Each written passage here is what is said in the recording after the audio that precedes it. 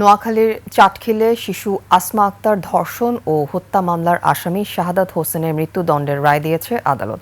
সকালে নোয়াখালীর বিশেষ শিশু ট্রাইব্যুনালের বিচারক ফারজানা আক্তারের আদালতে মামলার রায় ঘোষণা করা হয়। বাদীপক্ষের আইনজীবী অ্যাডভোকেট শুক্লা সাহা জানান, এর আগে ৩ দফা রায়ের তারিখ পরিবর্তনের পর ৬ জুলাই রায় ঘোষণার দিন ধার্য করা হয়। নিহত আসমা আক্তার চাটখিল উপজেলার মোহাম্মদ শাহজাহানের মেয়ে। মামলার একমাত্র আসামি শাহাদাত একই গ্রামের বাবুল হোসেনের ছেলে এবং নিহত শিশুটির চাচাতো ভাই।